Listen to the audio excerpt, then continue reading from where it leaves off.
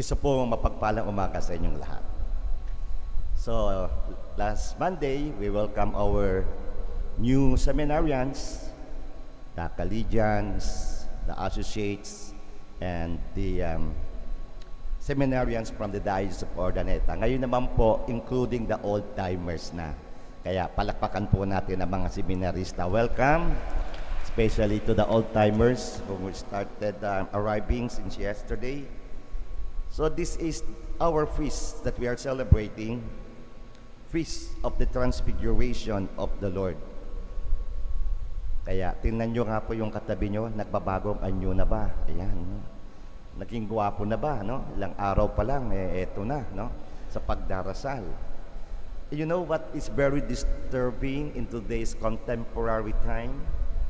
I've been observing this body modification. Grabe, no? Which is actually, itong because of tattoos, because of piercing, this is a literal disfiguration and self-infliction.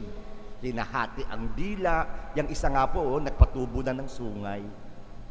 And how many disfigurations that we encounter? We hear what's happening in Gaza. We hear what's happening in Ukraine. We hear political bickering in our country. Many countries are being disfigured. But praise the Lord that we have the Feast of Transfiguration. Where did Transfiguration happen? This is the place where Jesus transfigured. It is called Mount Tabor. That's the old picture of Mount Tabor. Fast forward, this is now the Mount Tabor. It has now a beautiful, they erected a beautiful chapel. That's the outside, the left side, no? Of the Tabor or Tabor Church, and the inside of Mount Tabor Church.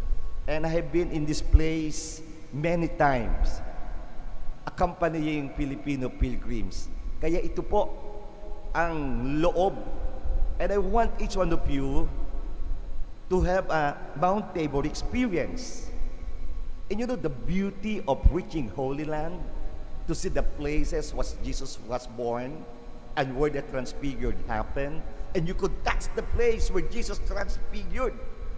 So nandyan po, nagdasal, at ito po ang loob at kung saan mismo nagbagong anyo ang Panginoon, touching the place where Jesus transfigured.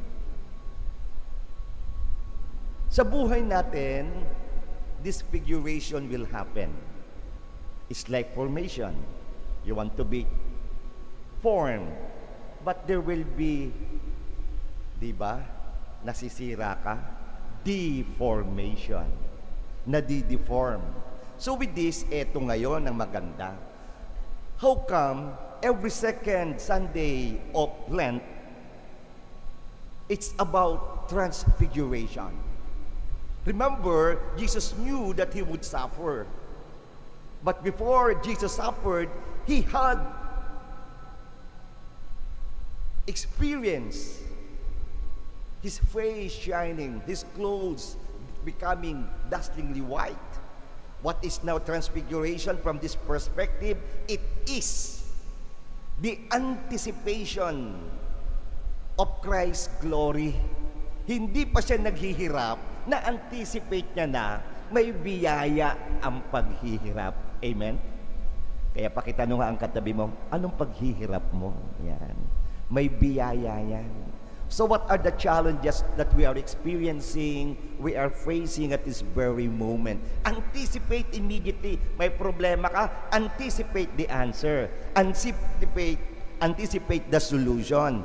Yun ang kagandahan. So we say in Filipino, in Tagalog, unahan na natin ng pagkapanalo sa bawat pagsubok na dumarating sa buhay. Anticipate immediately our glory. So with that, ang tanong nga, yun ang tanong.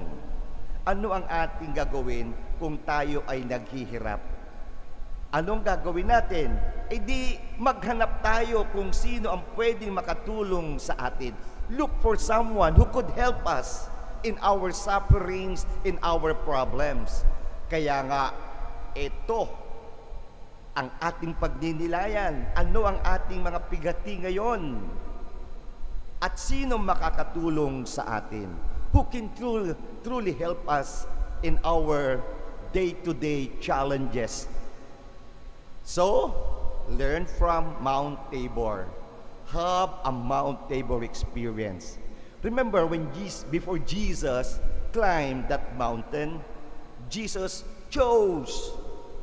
He invited his core group friends.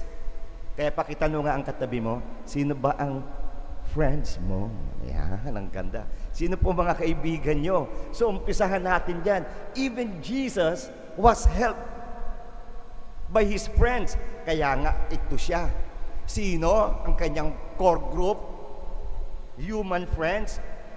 Peter, James, John. O, nandiyan na ba si Peter?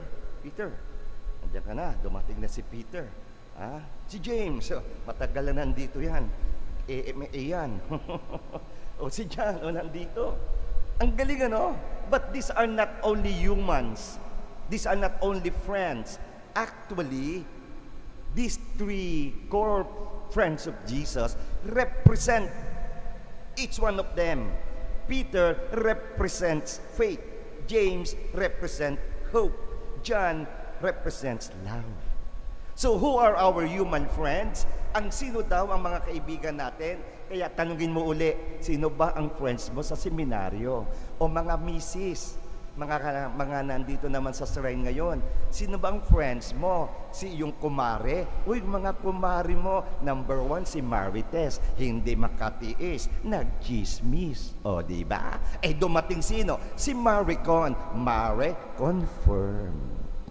Eh, dumating pa si Mariposa, Mare, post mo na. Yan, ano? Nako, ito ba ang mga kaibigan? Kaya nga may BFF, best friend forever, question mark. Kasi your best friend could be your worst enemy. Kaya ano nangyari? Best fake friend. Di ba? Pero hindi pala yung BFF. Anong kailangan? BHF, best human friends. Which Jesus had. Yun! Kaya nga, sino bang mga kaibigan mo? Will your friends will bring you to deepen your faith, to have hope, and to experience real love? Ito ang BHF. Ito ang tunay na mga kaibigan. Best human friends. But it didn't stop there. When Jesus reached, ito na ang tuktok ng bundok Tabor. His core friends saw two men from the Old Testament who appeared with Jesus when he transfigured. Sino itong dalawa? Sa Old Testament, Moses and Elijah. Moses and Elijah also represented what? Moses represented the law.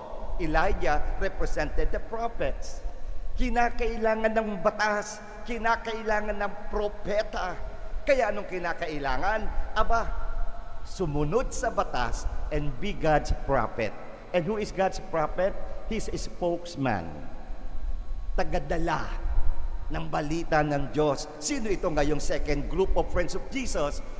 BSF, Best Spiritual Friends. Kaya ang pangalan ko, Paul. O, sino ba yung iyong spiritual friend? Si Saint Paul? Sinong, ano dyan? Saint Martin? Kung sino man ang mga pangalan. Saint Therese? Yun ang kinakailangan. Kaya tuloy ang ating tanong, sino ba ang spiritual friends mo? Your personal, your class patron, your personal patron saints? O kung ngayon, halimbawa, ngayon nga, Transfiguration, pwede rin class name, no? Jesus himself is our spiritual friend. So with that, tuloy na, ang ganda na, nakatulong kay Jesus, hindi lang ang human friends, lalo na ang spiritual friends. But finally, there was a voice that came from heaven, and the Father's voice said, "You are my beloved Son. Jesus experienced a deep affirmation from God. It's not enough to have human friends, to spiritual friends, but have a personal experience with the Creator, with the Source, with the Father. And Jesus experienced that. And who is now the Father? He is the God Father Friend, GFF. That completes the whole picture. That's why if you have a Mount Tabor experience, asking the question, who helped Jesus? Number one, he is BHF, best human friend. Second, BSF, B is best spiritual friends. And finally, his personal encounter, experience, affirmation from the Father, God, Father, Friend. Do you have BHF, BSF, and GFF? Our dear seminarians, our Q&A, feel mo, gets mo, gawin mo. Have a Mount Tabor experience. Be transfigured with Jesus. Close your eyes, bow your heads, and just imagine. Ipikit po ang mata, iyo ko ang ulo. Umaakyat ka sa bundok Tabor. Jesus chose you as one of His core friends. Now you have reached the top of the mountain. Jesus transfigured, and you yourself transfiguring. And you could hear the Father telling you, not only to Jesus, you are my beloved child, my beloved daughter, my beloved son. Experience our own transfiguration, and thank God for this Mount Tabor experience. Amen. Slowly open your eyes as we now rise and verbalize all our needs